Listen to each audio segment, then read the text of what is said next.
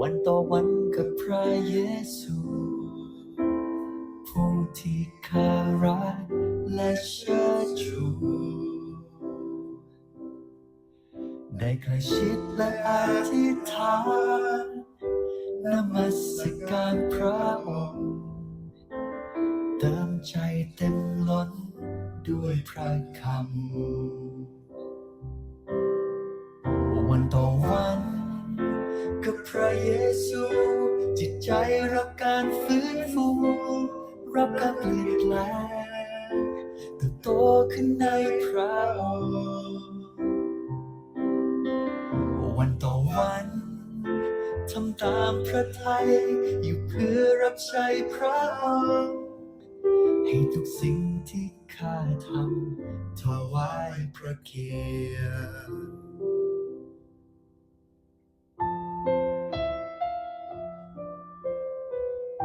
ชีวิตคริสเตียนอยู่วันต่อวันเพื่อรับใช้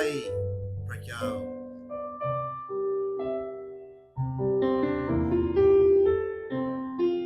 นั่นพระเจ้าพอพระทัยนำทุกคนที่เฮ็ดเช่นนั้น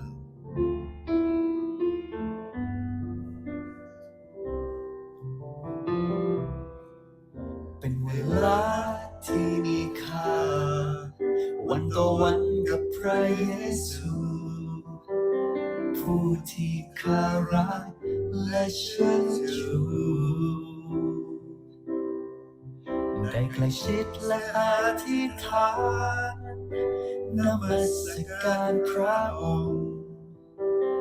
เติมใจเต็มล้นด้วยพระคำ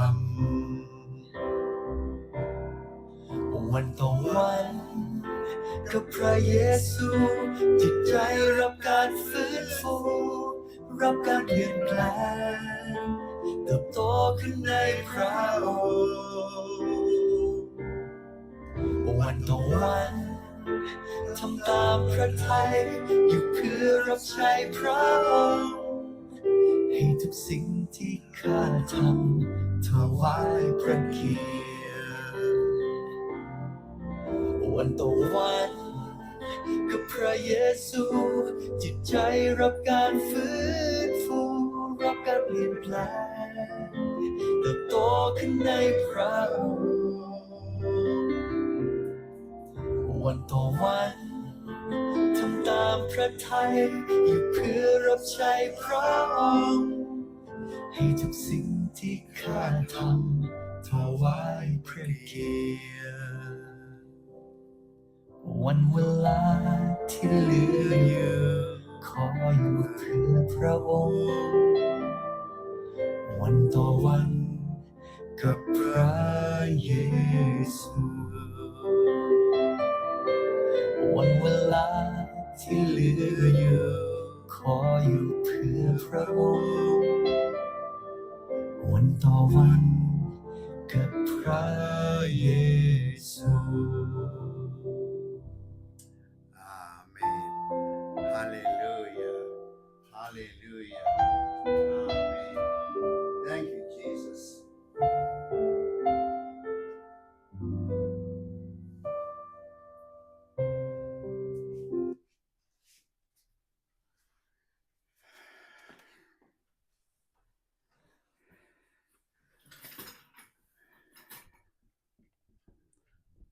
Wow. Good morning, brothers and sisters. I hope you are feeling well this morning. So our life is, serving the Lord this day by day as the song just described. สบายดีอ้นเข้ามาก่อนทุกคนในมื้อนี้พวกเรามี7คนในกระดานผู้สุดท้ายเข้ามาคือป้าทิพย์ขอบคุณพระเจ้าที่ป้าทิพย์เข้ามาป้าทิพย์ก็มีเวียกงานหลายน้อยเพชรหลายคนเข้ามา6-7คนในมื้อเช้ามื้อนี้ตอนเช้ามื้อนี้ข้าพเจ้าเจ็บเพราะว่าหลังจากเนื่องจากว่าพวกเขาได้จบในพระธรรมยูดาห์แล้วสบายดีนางพันธุ์สบายดีขอบคุณพระเจ้าที่นางพันธุ์เข้ามาหลายๆคนก็เข้ามามื้อนี้พวกเราจะเว้ากันตอนในเรื่องใหม่วันนี้เราจะเว้าพระธรรมกิจการนะพระธรรมกิจการสบายดีอุ่นล่าจากประเทศลาวสบายดี เฮาจะเว้ากันในพระธรรมกิจการแต่มื้อนี้จะเริ่มต้นด้วย introduction ด้วยข้อแนะนำก่อนสบายดีคำว่าเข้ามาก็พอดีขอบคุณพระเจ้าเฮามี10คนในกระดานในเวลานี้ต่อไปคงจะเข้ามาหลายกว่านี้แต่ตอนนี้ก็เชิญพี่น้องร่วมใจอ้อนวอนนำข้าพเจ้าเพราะว่ามื้อวันศุกร์นี้ข้าพเจ้าจะได้เฮ็ดพิธีศพของpilot ผู้หนึ่งเป็น pilot Delta เพิ่นก็sorry that United Airline โอเคเพิ่นเป็นpilot United Airline เพิ่นมาขอมาให้ข้าพเจ้าไปเฮ็ดพิธีศพในมื้อวันศุกร์จะมานี้อ้อนวอนเพื่อเพราะว่าการเฮ็ดงานศพครั้งนี้ก็อาจจะบ่มีคนลาวจะมีแต่คนต่างประเทศดังนั้นพวกเฮาจะอ้อนวอนนำกันและเชิญพี่น้องอ้อนวอนเพื่อข้าพเจ้าด้วยเชิญพี่น้อง Dear Father God I dedicate my life into your hands Father God please use me allow me to speak your word allow me to stand on this earth here for your display help me to speak your word this morning and help people just about to listen to the book of Acts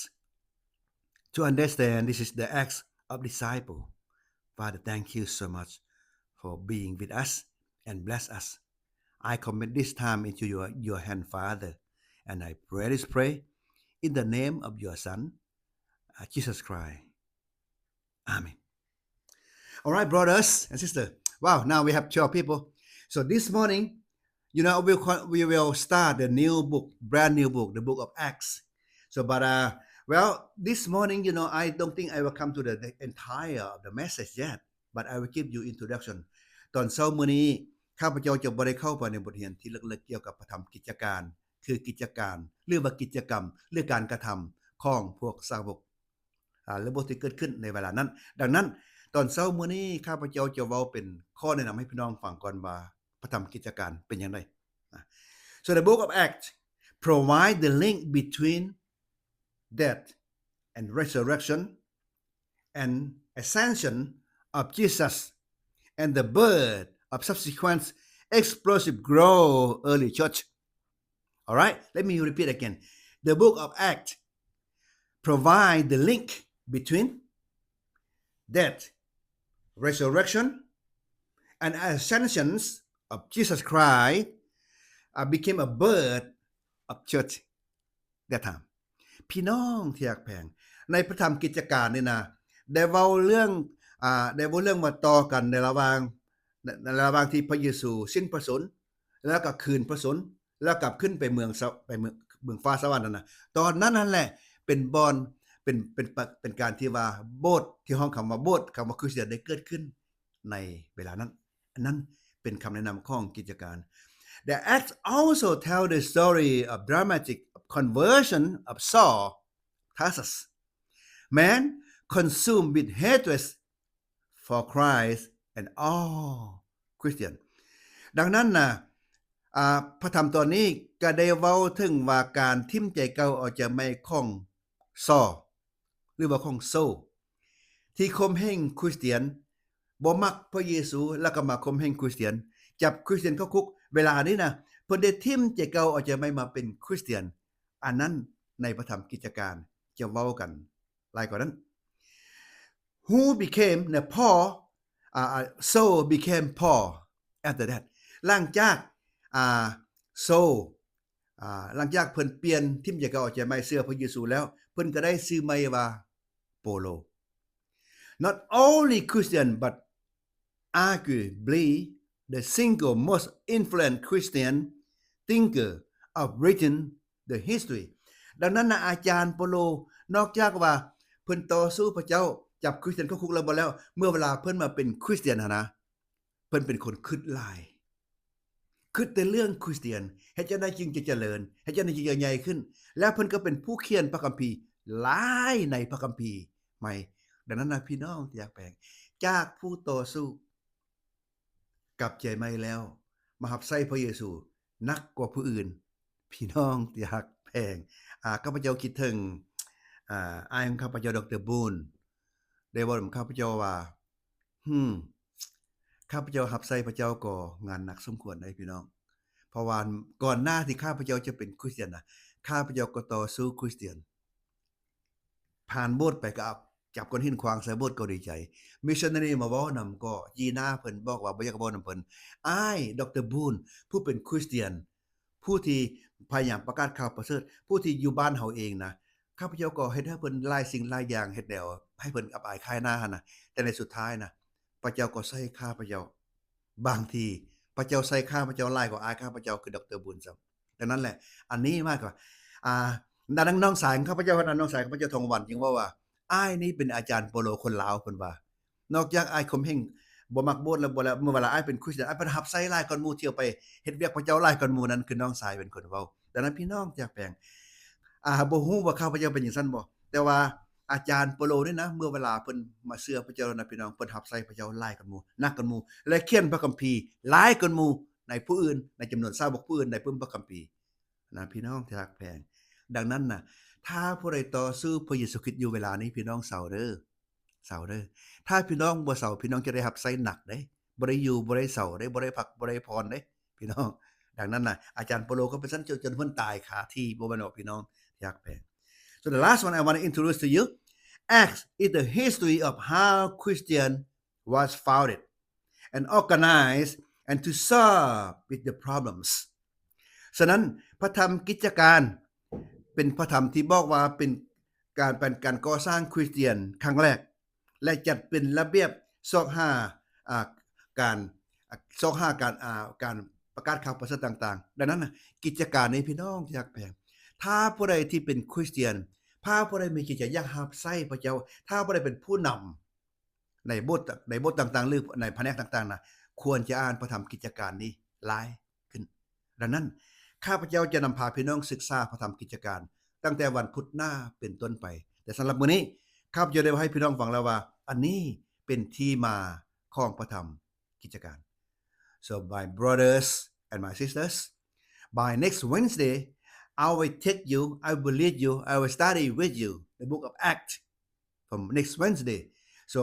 but this morning I give you you know the history the background of the book of Acts so that way we can understand we'll be in the same page พี่น้องที่รักแพงมาถึงตอนนี้ครับจะคิดว่าเวลาเป็นเวลาสมควรข้าพเจ้าจะพยายามใช้เวลากับพี่น้องอย่างไรบ่ให้เกิน20นาทีแต่มื้อนี้ผ่านไป15นาทีแล้ว so I try to spend time you know not longer than 20 minutes but we spend just about 15 minutes now but it's time to pray brothers and sisters pray with me with you oh by the way I want to let you know this coming Sunday all right at FLBC it's very interesting subject I will preach about I didn't do it because I did not know one person second person I feel regret I knew but I didn't do it wow and also by 10 o'clock to 11 o'clock I will teach the class called baptism class whoever want to be baptized in this area in FLBC please come to church 10 a.m. because I have 6 people now baptism candidates so please come 10 o'clock I will teach the class before the baptism พี่น้องที่รักแพงวันอาทิตย์จะมาในข้าพเจ้ามีบทเทศนาที่น่าตื่นเต้นในพี่น้องบทเทศนาตอนนี้จะมีชื่อว่าบ่ค่อยบ่เฮ็ดเพราะค่อยบ่ฮู้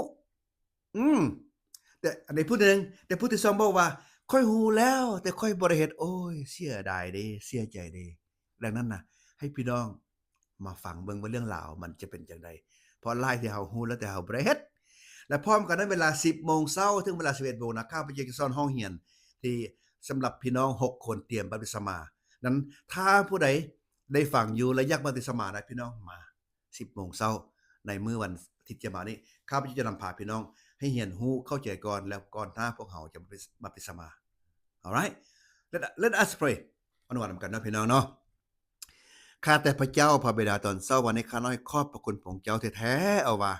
ที่พระองค์เจ้าทรงนำพวกข้าน้อยได้จะเริ่มต้นเรียนในพระธรรมกิจการ